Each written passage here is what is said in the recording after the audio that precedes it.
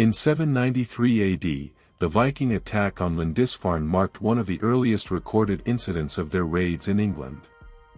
The raiders arrived without warning, their longships landing directly on the shore. Armed with axes, spears, and swords, they moved quickly through the settlement. During the chaos, women were targeted deliberately. Historical accounts record that they were dragged from their homes or seized while attempting to flee. Many were struck or beaten if they resisted. Children were often taken from their arms and left behind or taken separately, breaking families apart instantly.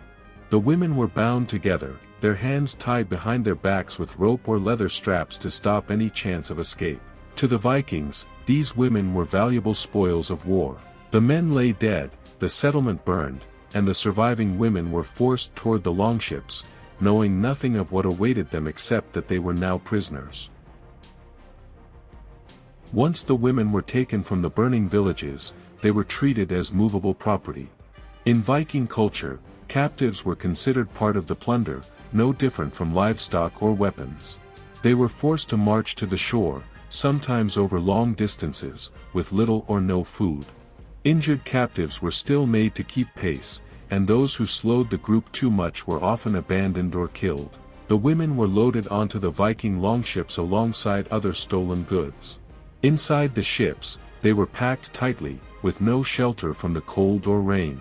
The space was so limited that they had to remain in one position for hours or even days at a time while the ships traveled.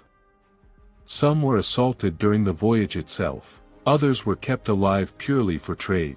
The captors valued young and healthy women the most, as they would fetch a higher price at slave markets or could serve longer as laborers. Elderly women or those deemed less useful were sometimes killed rather than transported, as they were seen as a burden.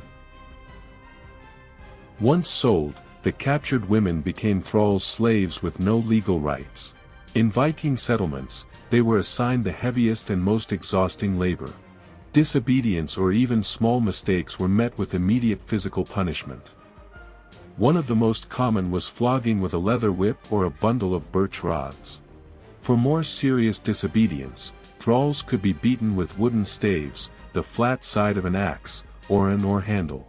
In colder months, a woman might be forced to work outside without adequate clothing as a form of punishment. Some punishments were designed to cause pain over long periods.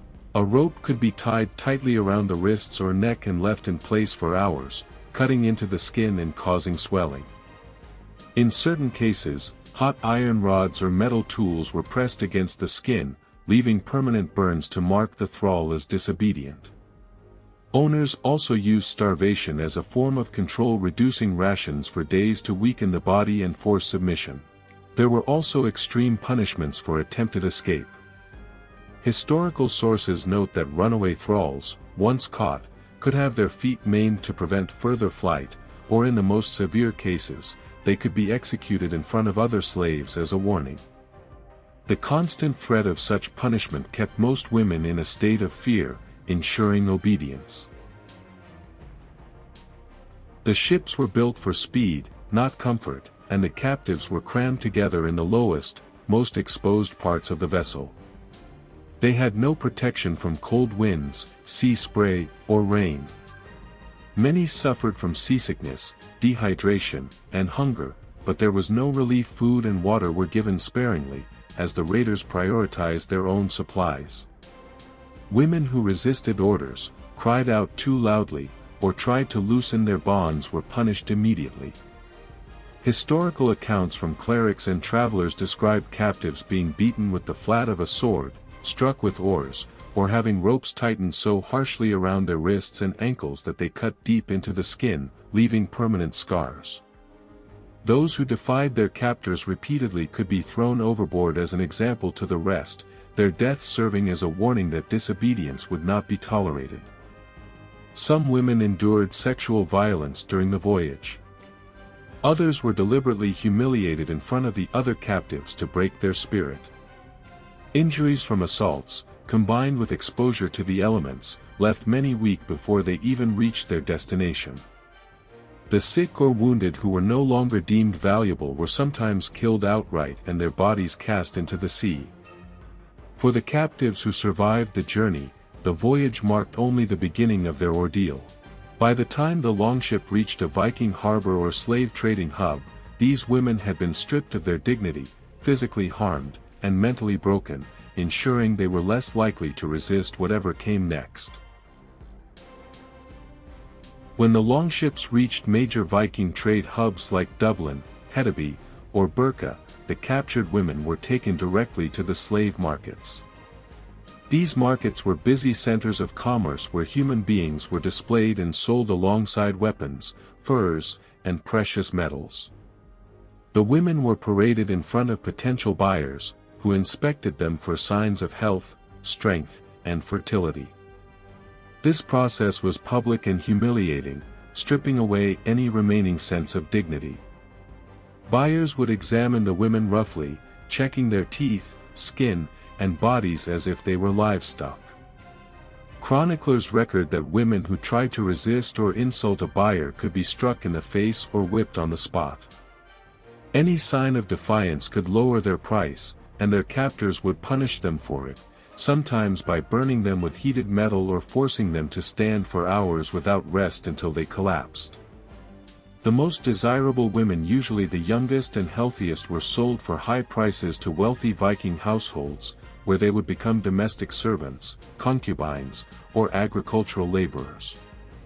Less valuable women were sold cheaply, often to traders who would transport them even farther, sometimes across the Baltic Sea or down the rivers into the markets of the Middle East. Women deemed too old or injured to work could be punished in more final ways. Some were used for dangerous labor until they died, while others were executed in public as a warning to other captives. In rare but documented cases, such women were sacrificed during pagan rituals, their deaths treated as offerings to the Norse gods. Once sold, a woman's fate depended entirely on her new owner, but the punishments for disobedience were always severe. From this point onward, her life as a free person was permanently erased, and every part of her existence was controlled by the will of another. Not every captured woman was kept, traded, or sacrificed in a formal ritual. Many who were deemed useless, too old, sick, injured, or defiant faced brutal and public deaths meant to both punish and intimidate others. Viking law gave owners absolute control over their thralls, and disposing of them was considered the same as disposing of livestock. Some women were executed for repeated disobedience. One common method was beating them to death with wooden staves or heavy clubs, often in front of other slaves to serve as a warning. Others were tied to a post and left without food or water until they collapsed from exhaustion and dehydration. In colder regions, some were deliberately left outside in freezing temperatures with no clothing, their bodies found stiff and lifeless by morning. Punishments could also be designed to inflict prolonged agony. A slow strangulation with a rope or cord was sometimes used, pulling it tight for a few seconds at a time to draw out the suffering. In certain cases, a woman who tried to escape might have her feet cut or ankles shattered, leaving her crippled before she was finally killed. There are also accounts of captives being thrown overboard during sea voyages tied up so they would sink instantly as a swift and final disposal. These deaths were rarely private. They were acts of control, carried out where others could witness the consequences of resistance or simply becoming a burden. For Viking captors, such cruelty was a method of maintaining order, ensuring that fear kept the rest of the captives obedient. For the women, it meant that survival was never guaranteed. Even if they obeyed every order, they could still be discarded without warning.